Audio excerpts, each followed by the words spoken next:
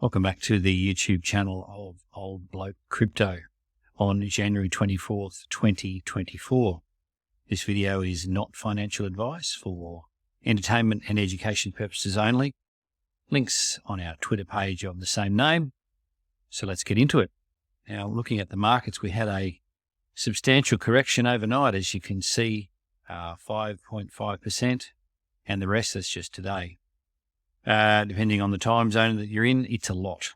In fact, from here down to here, so we were from the top of 24.65 down to currently 22.17. That's a long way by anyone's standards. Anyway, as I was saying yesterday, expecting further downside according to the data, and here it is. So we had the 50 EMA here. Yesterday's price action, the candle opened and closed below the 50 EMA, indicating further downside as it's below completely that important EMA. And we see that continuing. So that's on the 1-day chart, and in the 1-hour chart, it looks even uglier. As you can see there, all of the EMA spreading out to the downside, 200, 50, 21, and the 9, the 12, I should say, spreading out to the downside here yesterday in this big cascading sell-off event, liquidations, plus market somewhat recovered today, shakily, but it is rejecting at that 21 EMA again and looking for more downside, which I'll get into later. So that's on the 1 hour. So we don't trade the 1 hour normally. I took a couple of scalps yesterday, but normally we don't do that. We're looking for the higher time frame, which provides the confluence that we will need. So that is the price action. Looking at the liquidations on one chart, and you'll see here, as I was saying yesterday, that channel looked like it was going to continue, and indeed it did. That's the big cascading sell-off. And the two red liquidation bubbles here in a row on the hourly is my exit signal, which I use to exit my short, low time frame trade, I should say, my short on the low time frame. And looking at my Twitter feed, you'll see those couple of shorts that I took yesterday.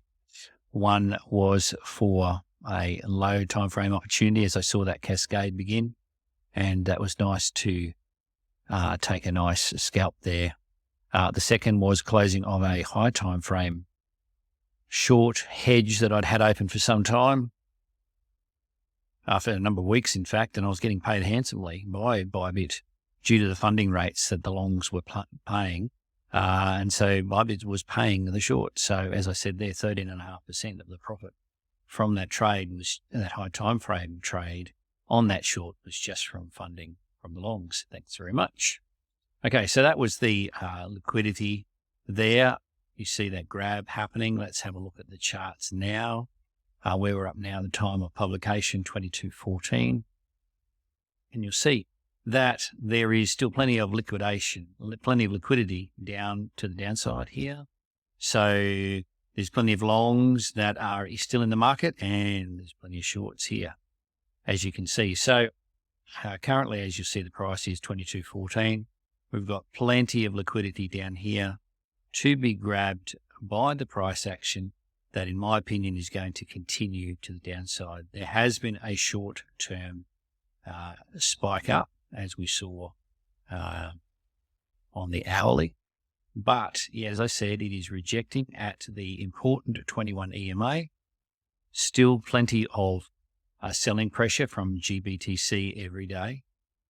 And so I expect this to continue to the downside, perhaps not as quickly as we've seen here, but continue to the downside at least for the next 24 hours. So looking at King and Bitcoin on the daily here, and again, worse than Ethereum, as I said yesterday, well below the 50 EMA and trending down towards the 200 EMA, which is currently sitting at 35,300, which I expect to get tagged in a week. A lot of people are saying it's going to bottom out at 38,000.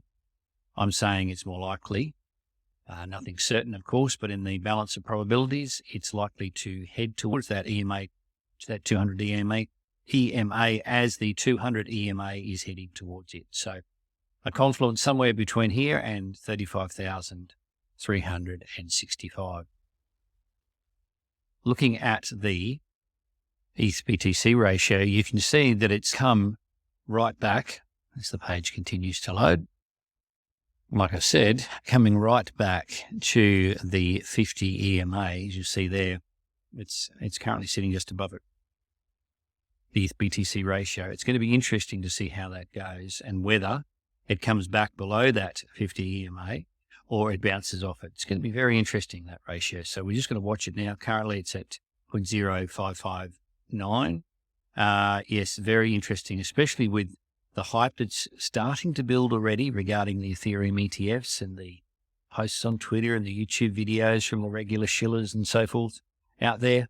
Very interesting to see what happens there. So we'll watch that. But the main game at the moment is the price action, for me anyway, on Ethereum. And as I said, it's continuing to trend down, and until further notice, we are going to trade accordingly. So the shorts are the main position at the moment.